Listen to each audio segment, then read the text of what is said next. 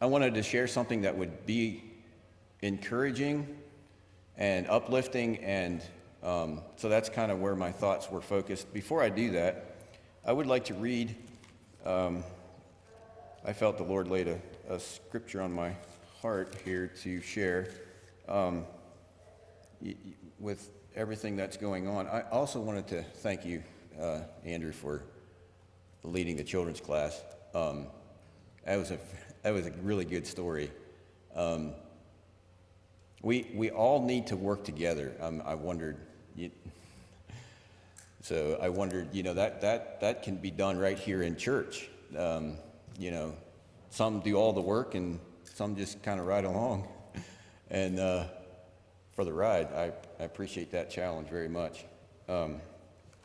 And the other thing I wanted to mention also is it makes it so much easier to plan a Sunday service when everybody is willing to share, and I just really appreciate. I want to bless each one for. I don't know that I have ever gotten a no, or I can't. Other than if it's too late, I understand. If at the last minute I message somebody and forget and want them to lead praise and worship or something, I understand that. But or if you can't be there, but I don't think I've ever gotten turned down, and I just want to bless each one for your willingness to share and be used of God. Back in Isaiah's day, you hear all these conspiracy theories that are floating around, and that was going on in Isaiah's day, and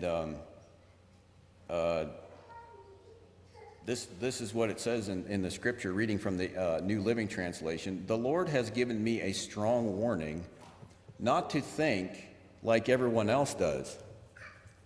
He said, don't call everything a conspiracy like they do, and don't live in dread of what frightens them. Make the Lord of heaven's armies holy in your life. He is the one you should fear. He is the one who should make you tremble. He will keep you safe. And then Isaiah prophesies about, in chapter 26, it says, in that day shall this song be sung in the land of Judah. We have a strong city.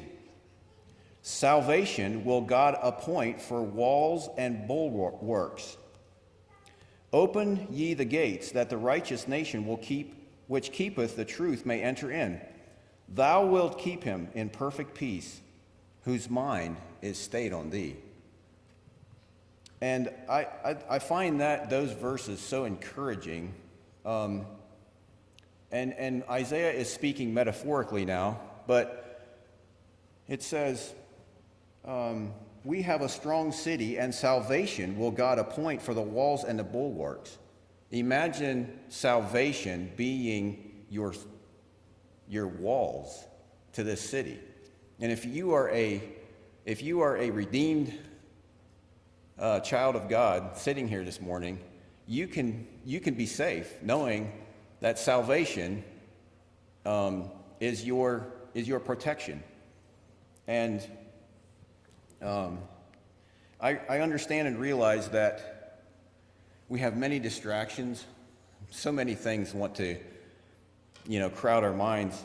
But Isaiah prophesies and says here, thou wilt keep him in perfect peace, whose mind is stayed on thee. And if we have a singular focus and worship to God, I believe we can keep that in our focus and our view, and these distractions around us and society around us won't take us down and get us discouraged. So that was not the meat and potatoes here this morning. That was more of the salad maybe. But so as I was contemplating, I know that the year 2020 is kind of how very quickly it's coming to a close. Just seems like the year has kind of flown by, and there have been some difficult times. There have been unexpected changes this year. There has been uncertain future. And there have been unparalleled challenges in the year 2020. But I would like to focus on, I'd like to just bring, we're going to look at 4 characters, the Old Testament characters, that they faced the same things in their lives, and how they were able to face these challenges, how they were able to face uncertain future, and how they were able to face the challenges and the unexpected changes in their life. And you know the characters very well, so we won't spend a lot of time talking about them. It would take a very long time. We're just going to briefly go through and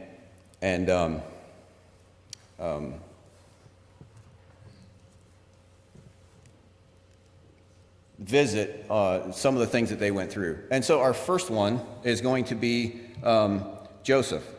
And there are many others. After I was studying, I was thinking there are many other places in Scripture. I was thinking of Abraham, and God said that he was with him, and there are other characters as well. But we're going to focus on 4 characters, and let me see here. Let me find the right button to push. There we go. Okay, and so in Genesis chapter 39, verses 1 through 3, it says, "And Joseph was brought down to Egypt, and Potiphar, an officer of Pharaoh, captain of the guard, an Egyptian, bought him of the hands of the Ishmaelites, which had brought him down thither." I believe this is King James. "And the Lord was with Joseph, and he was a prosperous man, and he was in the house of his master, the Egyptian. And his master saw that the Lord was with him, and that the Lord made all that he did to prosper in his hand." Now, when Joseph left home that day to go see his brothers, he probably didn't expect that he wouldn't see his father for many years. But I'm confident that Joseph prayed when he was thrown into the pit. But the question is, was it answered in the way that Joseph would have wanted it to be? Verse 3 says, God was with Joseph. Was God not with Joseph in the pit? It says that God was with Joseph here in Egypt, in Potiphar's house. Was God not with Joseph in the pit?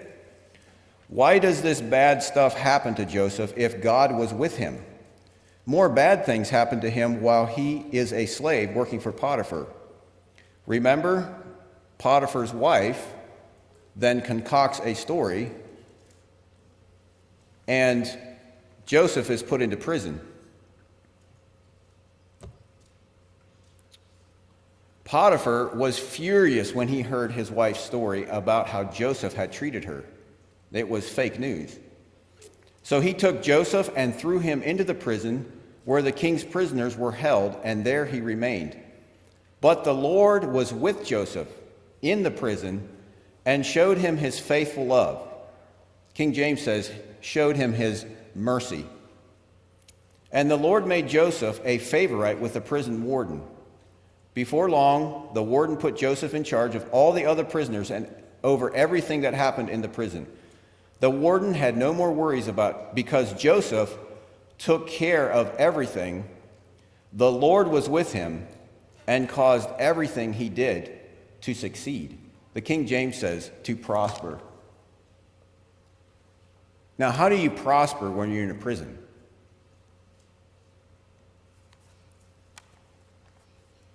Prospering is different in God's eyes than it is in our eyes. Joseph is prospering in his character, in his spiritual growth, and during this difficult time, during these unexpected changes, during uncertain future, and during unparalleled challenges as God is preparing him for the future. So to the youth this morning, God is using this time in your lives to prepare you for the future. Sometimes there are uncertain futures. It's unexpected changes and unparalleled challenges in God's training ground. Joseph was faithful, and I believe it was because he knew God was with him. Our next example is Moses. When God calls Moses, when Moses comes over to the edge of the burning bush, and God calls him, and he says, I want you to lead my people out of Egypt. And Moses' response here was, and Moses said to God, who am I, that I should go unto Pharaoh, and that I should bring forth the children of Israel out of Egypt? And God said, certainly I will be with thee. And this shall be a token unto thee that I have sent thee. When thou hast brought forth the people out of Egypt, ye shall serve God on this mountain. Moses' response was, who am I to do this? Why me?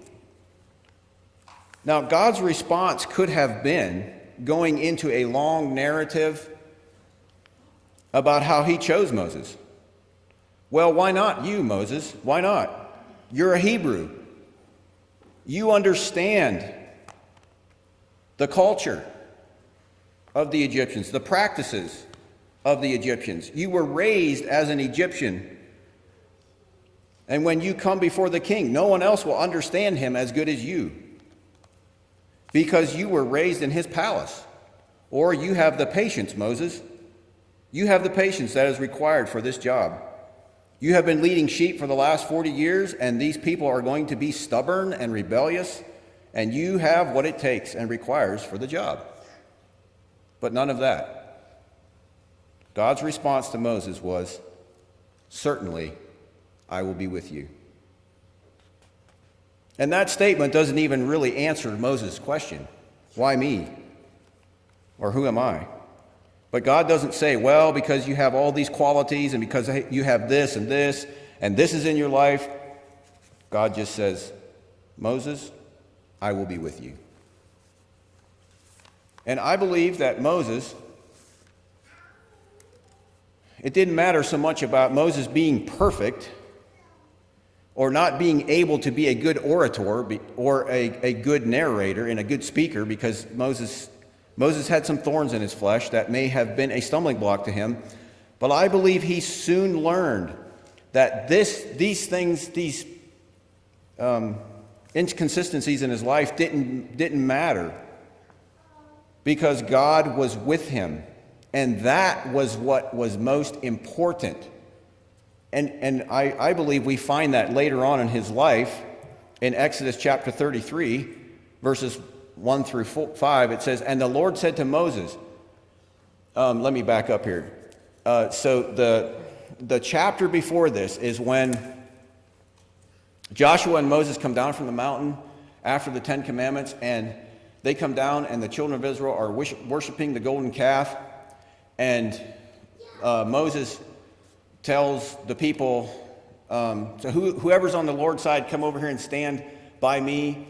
And the Levites are the ones who do that. They come over and stand beside Moses, and Moses says, take your swords and go kill your brothers. And it says over 3,000 people were killed that day. So there is a discouragement. There is thank you, Matthias. There's discouragement. There is everybody's dismayed, and everybody's kind of just in a quandary, wondering what to do, where to go from here. And this is the very next chapter. It says, and the Lord said unto Moses, depart and go hence, thou and thy people, which thou hast brought up out of the land of Egypt, unto the land which I swear unto Abraham, to Isaac, and to Jacob, saying, unto thy seed will I give it. And I will send an angel before thee. I will drive out the Canaanite, the Amorite, the Hittite, the Perizzite, the Hivite, and the Jebusite, unto a land flowing with milk and honey. For I will not go up in the midst of thee. See, God says, because of because there wasn't a singular focus and a singular worship, they had made this golden calf. And God says, okay, because you've done this now, I'm going to send my angel before you to go into the land of Canaan. I'm not going to go with you now, because for if I go up in the midst of thee, for thou art a stiff-necked people, lest I consume thee in the way. And when the people heard these evil tidings, they mourned, and no man did put on his ornaments. For the Lord had said unto Moses, say unto the children of Israel, ye are a stiff-necked people. I will come up into the midst of thee in a moment and consume thee. Therefore now put off thy ornaments from thee, that I may know what to do unto thee. And if you read the rest of the chapter, Moses, he falls on his face before God, and he begs God, if your presence doesn't go with us, we can't go. We cannot go into the land of Canaan without you, Lord. And he refuses to go. He parks. I'm not going, God, until you go with us. And then you read in verse 14, God says, and he said, he changes God's mind. My presence shall go with thee, and I will give thee rest.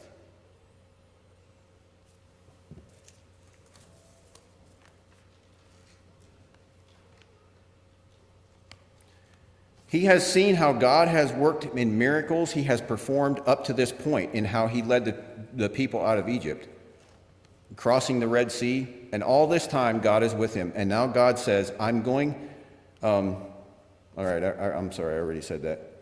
So God decides that he is going to go with Moses. And now our next character is Joshua. Okay, so we first learn about Joshua when Joshua he's at a very young age, and he is Moses' servant, and Moses takes him up into the mountain with him. That's the first time we learn about this young man named Joshua. And Joshua learns how important it is to have God, the presence of God, with him. And this is the incident where he learns this. It was Moses' practice to take the tent of meeting and set it up some distance from the camp. And everyone who wanted to make a request of the Lord would go to the tent of meeting outside the camp. Whenever Moses went into that tent of meeting, all the people would get up and stand in the entrance of their own tents. They would all watch Moses until he disappeared inside. And as he went into the tent, the pillar of cloud would come down and hover at its entrance while the Lord spake with Moses. When the people saw the cloud standing at the entrance and at the tent, they would stand and bow down in front of their own tents. Inside the tent of meeting, the Lord would speak to Moses face to face as one speaks to a friend. Afterward, Moses would return to the camp, but the young man who assisted him, Joshua, the son of Nun, would remain behind in the tent of meeting. Doesn't say what he would do there. It just says that's where it ends. Joshua, the son of Nun, would remain behind in the tent of meeting. Joshua at a young age follows Moses and serves him, and is preparing his own heart for the presence of God to be in his life. And later, when Joshua is older, when Moses turns the leadership over to him, listen to what it says in Joshua chapter 1, a very familiar verses. Now after the death of Moses, the servant of the Lord, it came to pass that the Lord spake unto Joshua the son of Nun, Moses' minister, saying, Moses my servant is dead. Now therefore arise, go over this Jordan, thou and all this people, unto the land which I do give to them, even to the children of Israel. Every place that the sole of your foot shall tread upon, that have I given unto you, as I said unto Moses. From the wilderness and this Lebanon, even unto the great river, the river Euphrates, all the land of the Hittites, and unto the great sea, toward the going down of the sun shall be your coast. There shall not any man be able to stand before thee all the days of thy life. As I was with Moses, so will I be with thee. I will not fail thee, nor forsake thee. Be strong and of a good courage. And Joshua certainly faced an uncertain future. He faced unexpected changes and unparalleled challenges. In his many, many battles that he fought to help the children of Israel possess the promised land, next to David, I think, he fought more wars and battles than any other Old Testament leader. Fighting all those battles, he probably had no idea if he would come out of them alive, or when he woke up in the morning, he didn't know if he would live to see another day. But he knew God had told him to be strong and of a good courage. As I was with Moses, so I will be with you. Our next character is David. 1 Samuel 16, 17 through 18. And I'm sure all your minds are just rolling and you're piecing some things in the story possibly together, and that's wonderful. And so you're thinking of other things that I'm totally missing, and I hope you are. And Saul said unto his servants, "Provide me now a man that can play well, and bring him to me." Then answered one of the servants and said, "Behold, I have seen a son of Jesse the Bethlehemite, that is cunning in playing, and a mighty valiant man, and a man of war, and prudent in matters, and a comely person, and the Lord is with him. And because of this, because the Lord is with him, the king of Israel is afraid of David." Imagine a king being afraid of a young lad. It says in 1 Samuel 18, "And David behaved himself wisely in all his ways, and the Lord was with him. Wherefore, when Saul saw that he behaved himself very wisely, he was afraid of him.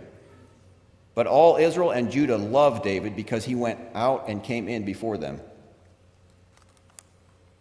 And I'd like to point out in one of David's possibly one of his lowest points in his life. I don't know this for sure, but we'd like to just read the story very briefly. In 1 Samuel chapter 30, verses 1 through 6, this is before Saul is dead, and this is before David is anointed king, but he has not become the king of Israel yet because Saul is not dead. And if you remember, this always kind of fascinates me about how Saul pursued David, and David had to run all the time, and he went and dwelt in the land of the Philistines finally because to get away from the pressure of Saul. If he went into the land of Israel and to where Saul was, Saul kept pursuing him. So finally he went to a section of country where the Philistines were into their country, and that's how he had to hide from Saul. The Philistines actually protected him from Saul and helped to protect him from Saul. Well, as David is this outcast, right? He's fleeing. He is he's an outcast. He can't go into his hometown. He can't see his brothers or his family. He has to live away. I'm sure there's many times he faced discouragement in his life because of that. He couldn't, because he was. And then there are other men who join him in this land of the Philistines, this place called Ziklag. And so David goes out to war with 600 men. And you can read about this in about how great and mighty warriors these men were in First Chronicles. I think 12, I think there's 3 chapters, 12, 13, and 14, talk about how mighty these men were. I mean, they were amazing men. It says that they were as fierce as lions, and they were as swift as deer on a mountain. And the weakest among them could kill 300 men, and the strongest among them could kill 1,000 men. It says that in Chronicles if you read that. Okay, so these men, these mighty warriors, there were 600 of them, were with David. Okay, and they go out to war. They've been at war for several days, and they come back. And it came to pass, when David and his men were come to Ziklag, on the 3rd day, that the Amalekites had invaded the south and Ziklag, and smitten Ziklag, and burned it with fire, and had taken the women captives that were therein. They slew not any, they didn't kill any, either great or small, but carried them away and went on their way. So David and his men came to the city of Ziklag, and behold, it was burned with fire, and their wives and their sons and their daughters were taken captive. Then David and the people that were with him lifted up their voice and wept until they had no more power to weep. Now, these are powerful men. These men can kill 300 to 1,000 people, and they weep till they have no more power to weep. That's a lot of mourning and anguish, okay? And David's 2 wives were taken captives, Ahinoam, the Jezreelitess, and Abigail, the wife of Nabal, the Carmelite. And David was greatly distressed, for the men, people, spake of stoning him, because the soul of all the people was very grieved, every man for his sons and for his daughters. And then it says, but David encouraged himself in the Lord his God. How do you do that when everybody is against you and everybody wants to kill you? How do you encourage yourself in the Lord? I believe it was because he knew that the Lord was with him.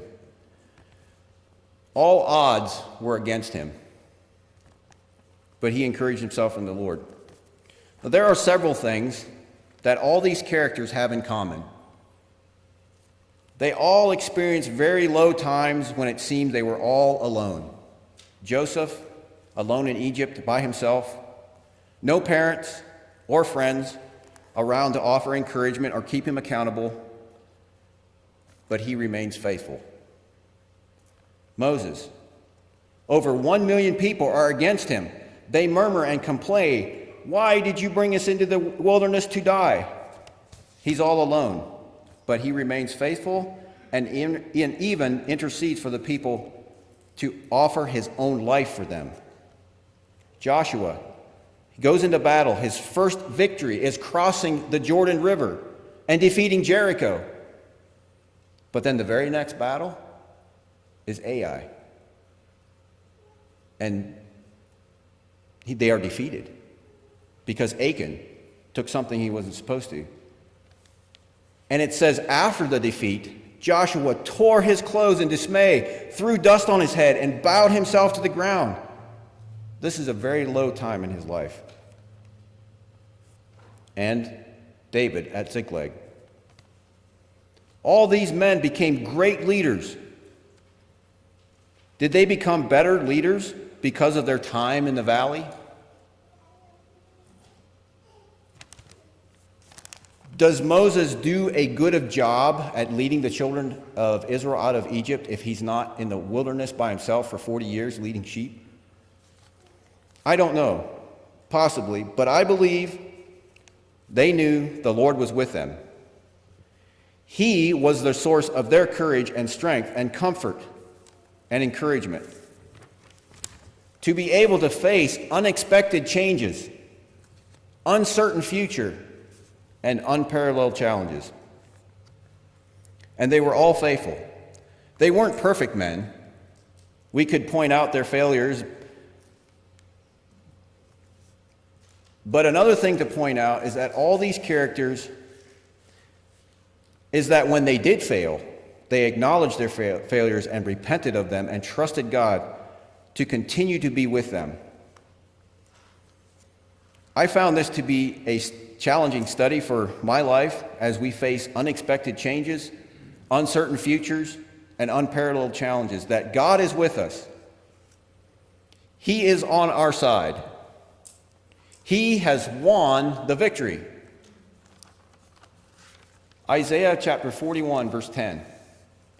Fear thou not, for I am with thee. Be not dismayed, for I am thy God. I will strengthen thee, yea, I will help thee.